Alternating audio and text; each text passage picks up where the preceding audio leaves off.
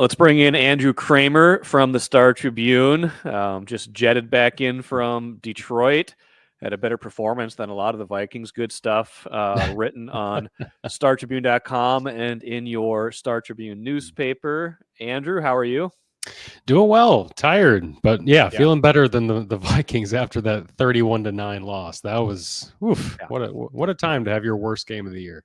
It was a butt kicking. I guess their only solace is it's not the end of the season. It's not the end of the world. They do have an opportunity now at Los Angeles. The road just got a lot harder. Like if they play better and win that game, obviously we've talked about the difference in path. 2 home games versus 3 potential road games is a big difference in the playoffs. But I want to talk a little bit about how we got there. I also have 3 hot takeaways before we get to the film. Number 1, Sam Darnold cost himself a little bit of money on Sunday. That's my it's not too hot, but I think he cost himself some money in that game. Yeah, unless he goes on some playoff run. And even then, if he wins a couple playoff games, people are still going to wonder what happened in that big game in Detroit. The sample, and the thing is, the sample size for him is just so small. You know, we got the 1 year here. It's really so different from his first 5 years, 6 years in the NFL. In terms of how he's performed. So any GM, whether it's Kwesi or one of the other 31 teams that might be interested in him, they have to weigh this game now as part of this 17-game sample and going on 18-game sample next week.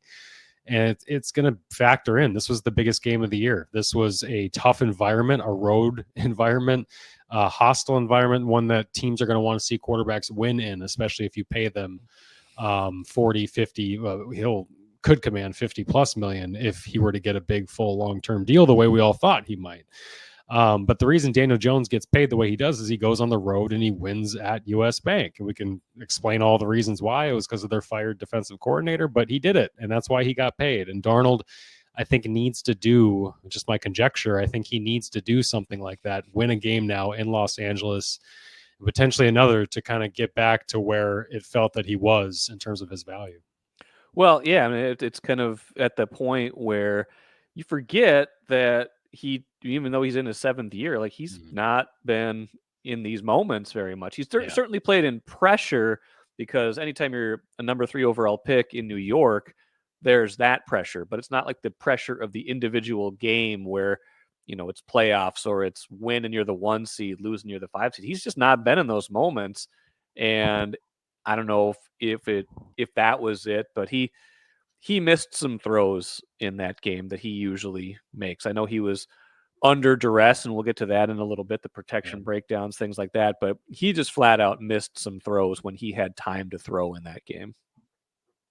He did. The inaccuracy, it did look like, you know, if we can play Monday morning quarterback as we do, it looked like the moment was too big for him. It really looked like he was too hyped up, wasn't settled in. And yeah, I think the Lions' pressure, the way they defended him, all those things, I think just compounded and sent him into a spiral that he really never got out of. And whether it was just missed reads, he wasn't pulling the trigger on open throws sometimes. And then obviously when he did, he's throwing, overthrowing TJ Hawkinson on a couple of 3rd down passes. There's a couple other misses obviously that he had. I mean, Hawkinson even had a catch taken off the board on a challenge because it was too low. You know, it's like the passes and the accuracy were just all over the place. And that's what Darnold said after the game.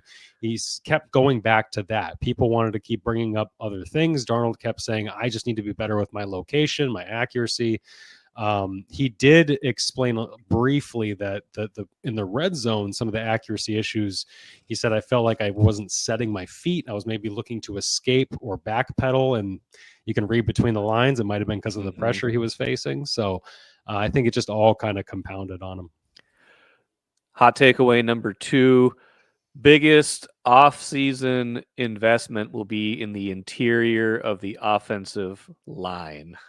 Biggest off-season investment, boy, that's a little spicier. Because that, and it would cost a lot. Guards are like 16, 17. If you're getting a top of the line guard, and I haven't looked at the free agency obviously because Vikings have been busy, but it would be something because the way they've operated with Kwesi and with Kevin O'Connell, they have not put a ton of stock on the interior offensive line. They paid Garrett Bradbury a very modest contract extension. They have really just kind of brought in bodies, whether it's Reisner, Blake Brandel, trying him out at guard. Obviously, they made their biggest investment was the second round pick and Ed Ingram. And they held on to him for just way too long, and maybe it was for a lack of options. Although Reisner's been plenty fine, he wasn't their biggest problem. I thought Bradbury got thrown back on the first hit on Darnold. Brandel got beat a couple times. Seemed to get worse during the game. Got beat late in that second half. Even Brian O'Neill surrendered a pressure on a stunt. I think it was the initial sack by Zadarius Smith, where O'Neill gave up the initial pressure, and then Zadarius looped on the inside and got Darnold down. It just everybody kind of had a hand in it a little bit. Yeah. I do think opponents target their interior and know that if we single them up, it's usually going to be a matchup win, and it's something we've talked about going back quite a while. Last one. I am now officially worried about the kicker. I said last week, I'm not worried about the kicker. I'm worried about the kicker now. He missed another field goal, a long one, but still, like, it wasn't close. And then the kickoff that he drilled out of bounds to give them great field position to steal 3 points at the end of the first half. And he almost hit another one out of bounds earlier in the game. It was very close in the left corner of the end zone. Something about Will Reichard's face yesterday said that even though he's kicked in pressure moments, that concerned me a little bit. They say he's healthy, for what it's worth. Okay.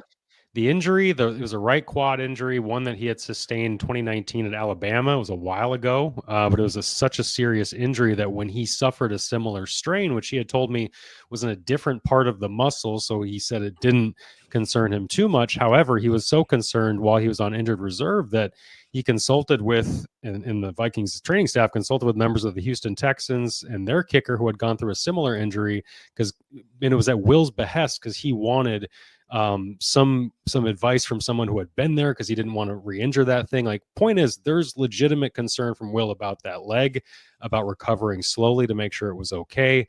Last week, after he had a rough game against the Packers, the Vikings and Will both said, I'm fine, he's okay.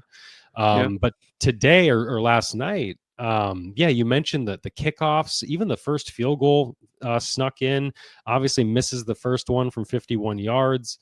Or the fourth one, it would have been from 51 yards, his fourth attempt.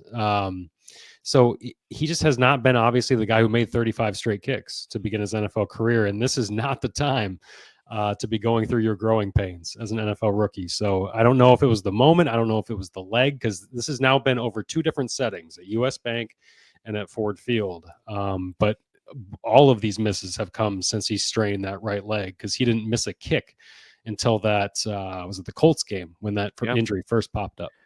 So I mean, how concerned do you think they would be at this point? I mean, I think if they think he's healthy, I'm sure they're just going to ride with him and keep working with him throughout the week and hope that he makes his kicks and everything like that. But like, they've got to be a little, nervous about taking that show on the road in a playoff environment where they would expect this game to be close, just like they expected the Lions game to be close. I mean, even O'Connell, I think, said at some point in one of his, weekly pressers, like, we're going to need him to probably make a winning kick at some point here. How do you think they feel about that right now?